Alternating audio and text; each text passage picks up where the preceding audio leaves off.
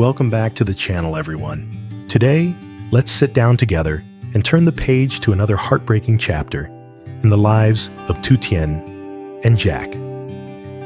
It was a love story that felt like a fairy tale, only to be crushed by the cruel twists of fate. I'm sure everyone watching the last episode felt their chest tighten.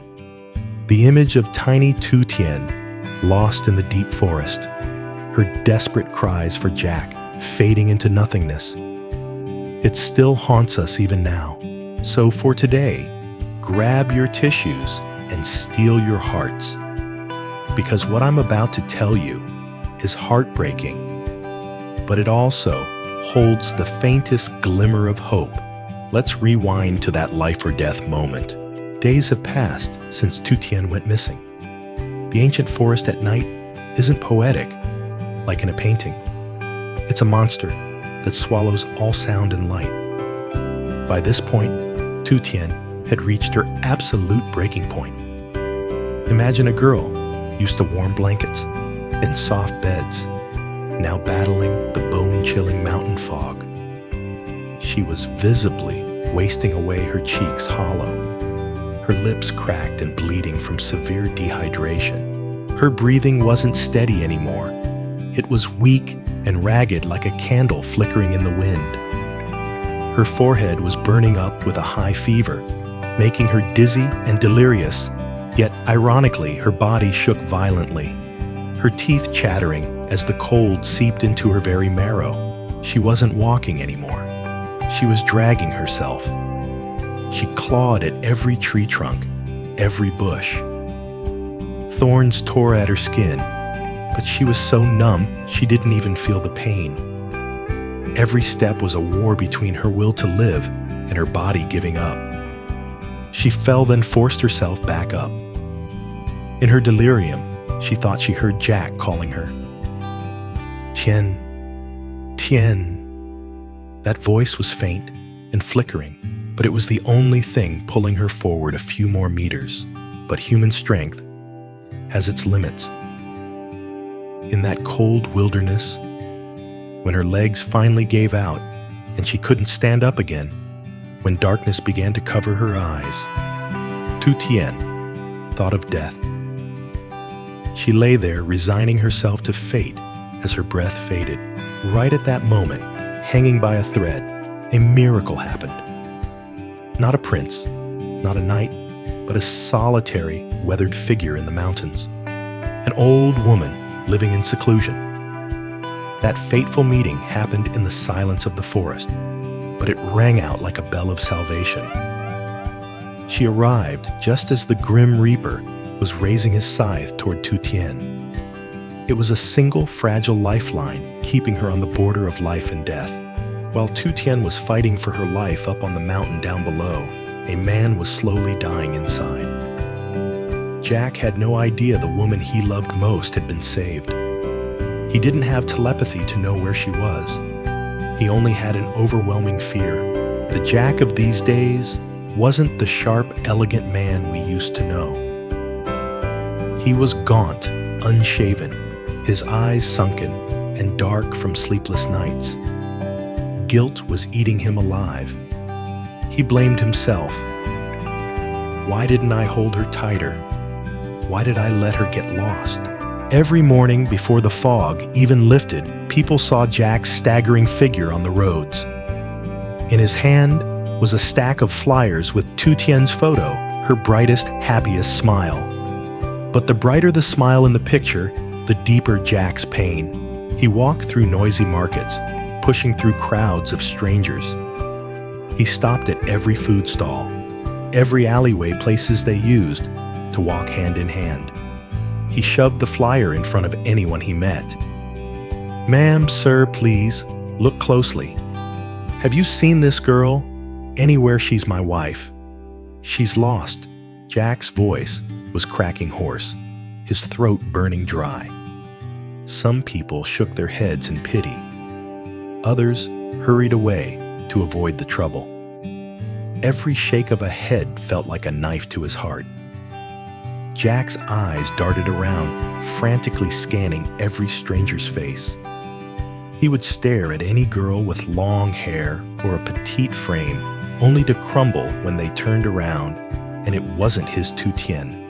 He walked until his legs were numb, his feet blistered, but he didn't dare stop. He was terrified that if he rested for even a minute, that might be the exact minute Tuten needed him most. That fear became his fuel, but it was also a poison torturing his body. It wasn't just Jack.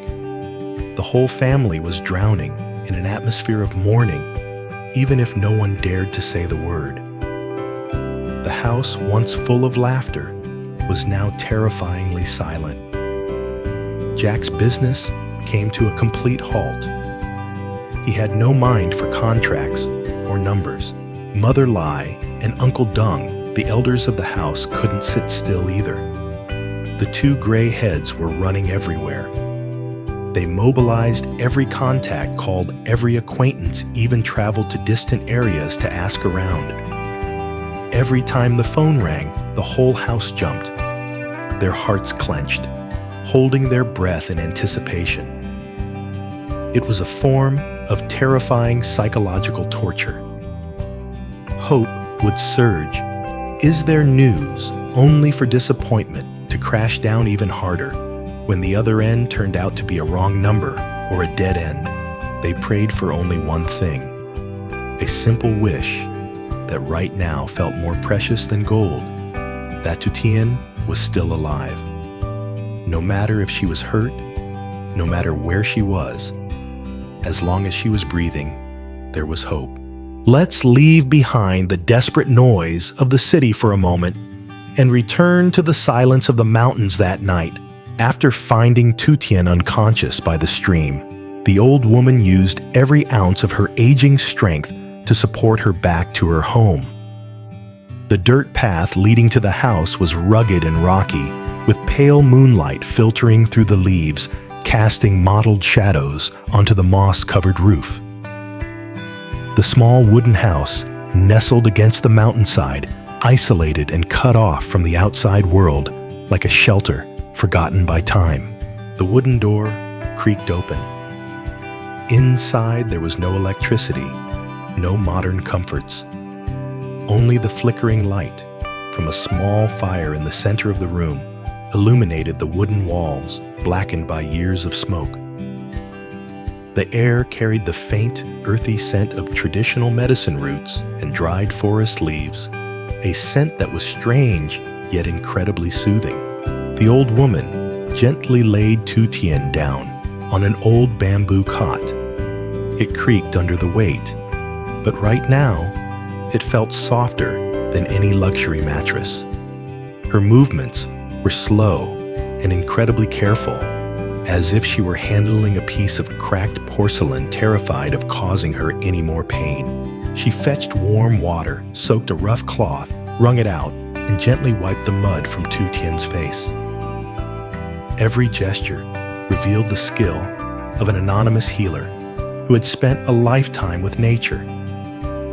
She examined every wound, every bleeding scratch on the young girl's pale arms and legs.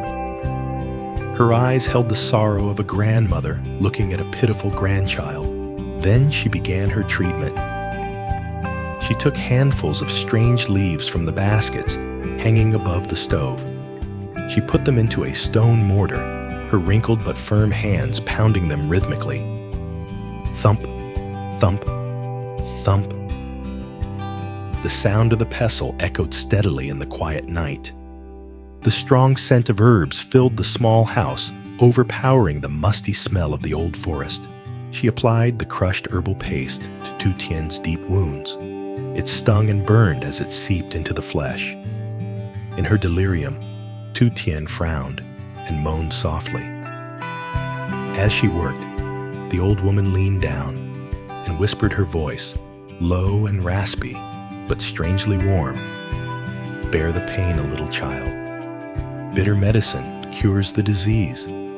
Put this on, and you'll feel better tomorrow. Be a good girl. That whisper was like a spell trying to transfer what little life force the old woman had left to the gasping girl. She didn't know who the girl was or where she came from, but the compassion of a soul in the wilderness made her open her arms to protect her. Once the wounds were bandaged, the old woman didn't rest. She returned to the fire, adding more dry wood until the flames danced, chasing away the deep night's chill. She put on a small pot of water, washed a handful of rice, and added special forest leaves only a long-time mountain dweller would know could treat colds, reduce fever, and restore vitality. The porridge bubbled steam, rising thick with the scent of new rice mixed with the earthy herbs. She ladled the porridge into a chipped clay bowl, blew on it to cool it down, and brought it to the bamboo cot. She helped Tuten sit up, letting the girl lean against her chest. "Eat, child. Eat a little to get your strength back." Tuten was groggy, her eyes heavy, but she parted her lips to accept each spoonful of thin porridge from the old woman. It tasted bland, with a slight bitterness from the leaves, but as it slid down her parched throat, it felt as sweet as a cool spring stream. The warmth from the porridge, the warmth from the fire, and above all the warmth of human kindness from the old woman spread through her body. For the first time, after days of being lost, panicked and terrified, Tuten felt safe. A sense of security crept gently into her chest, soothing her racing heart. It was fragile, but enough for her body to stop tensing and finally relax completely. She fell asleep in the protective arms of a stranger, her most peaceful sleep since the accident. But ladies and gentlemen, the story doesn't end there. Tuten has been saved, but will she remember what happened? Will she remember the way home? Or will the physical and psychological trauma steal her memories? And Jack, will he have the patience to find this exact mountain? Or will fate play a cruel trick and make them miss each other again? Will this wooden house be a peaceful sanctuary, or will it bury the secret of Tuten's disappearance forever? Who is this mysterious old woman? While Tuten sank into sleep, outside the forest, wind still howled, and down in the city, Jack stayed awake staring into the void. Two people, two worlds, but sharing the same heartbeat of longing. The next dawn arrived, bringing with it air thick with fog. The specialized police vehicle carrying Jack and two officers began to roll out of the city, heading toward the desolate mountains. Jack sat in the back seat, his hands clasped so tightly his knuckles turned white. He was wearing the same shirt from yesterday, still wrinkled from the day before, his dark-circled eyes glued to the car window. The scenery along the road changed rapidly.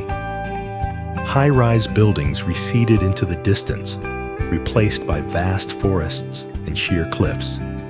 The deeper they went into the mountains, the more the phone signal flickered, and the more Jack felt like a fire was burning inside him. The rough red dirt road made the car lurch and bounce violently. Every jolt felt like a punch to his chest, which was already tight with extreme tension. He didn't dare ask the officer sitting in front how much longer it would take, terrified the answer would be, still a long way to go. In Jack's mind right now, it wasn't just longing, but fear. How was she living in that wooden house? Who was that old woman? Why had Tuten wandered so far? And even more terrifying, a dark thought flashed through his mind. Was Tuten still intact? Or had the harsh, unforgiving wilderness already claimed a piece of her soul? The car stopped at the foot of a steep slope, where the trail became too narrow for vehicles. "We have to walk from here, about a 15-minute climb." The officer turned back and said. Jack nodded, bolting from the car like an arrow. The cold mountain mist hit his face, but he felt nothing but the heart pounding in his chest. He walked as if he were running, his legs already exhausted from days of searching, suddenly fueled by an invisible source of strength. Finally, through the thick fog, the moss-covered wooden roof appeared sitting isolated and lonely on the mountainside. Smoke rose from the kitchen, a simple image that brought Jack to tears. He froze in front of the crooked bamboo fence. The wooden door creaked open, and there she was. Tien stepped out, holding onto the doorframe. She was wearing the old woman's oversized, worn-out clothes, her long, messy hair tied loosely back. The moment he saw her, time seemed to stop for Jack. She had lost so much weight. Her face was gaunt and sallow, her lips still pale. On her cheeks, and the arms exposed by her sleeves, were crisscross scratches that had scabbed over brutal souvenirs from the wild. Tien. Jack gasped, his voice crumbling. Choked with so much emotion, it was almost soundless. Tien looked up. When her eyes met his, the clay bowl in her hand slipped. Crash. The sound of shattering pottery tore through the silence of the mountains. Jack! She called his name, her voice weak and trembling. Her legs gave out. Jack rushed forward. He didn't care about anything else. He caught her in his arms just before she hit the ground. He squeezed her tight, then quickly loosened his grip, afraid of hurting her.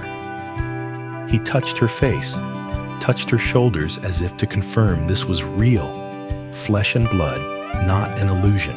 I'm here, Tien, I'm sorry. I'm so sorry I'm late. Jack sobbed like a child, his tears soaking the shoulder of her shirt. Tien buried her face in his chest, inhaling his familiar scent, the smell of safety, the smell of home.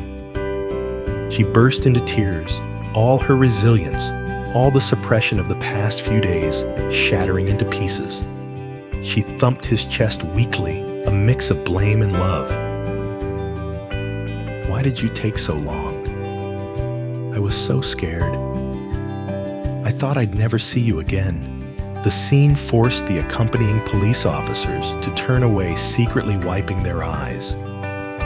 Even the old woman, standing in the kitchen, watching her aged eyes shone with emotion, but deep within her gaze, a shadow of vague anxiety still lingered.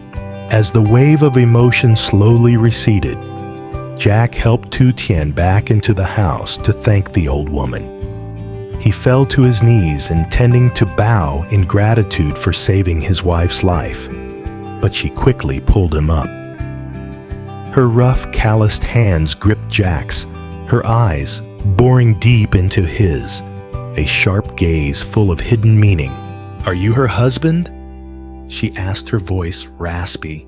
"Yes, I am. I owe you everything. I will never forget that you saved my wife's life." Jack replied, his voice still trembling. The old woman was silent for a moment, then pulled Jack into a shadowy corner, while Tien was being asked a few more questions by the police officers. She lowered her voice, whispering words that sent a chill down Jack's spine. "When you take her home, watch her closely. When I found her by the stream, it wasn't just thorns and scratches." Jack started furrowing his brow. "What do you mean?" The old woman looked around cautiously before continuing.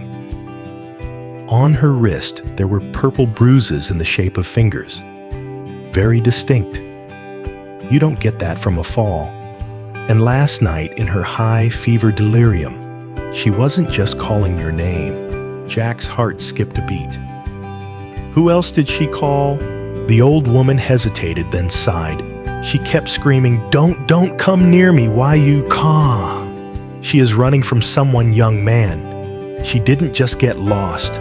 The old woman's words were like a bucket of ice water thrown right in Jack's face amidst the joy of reunion.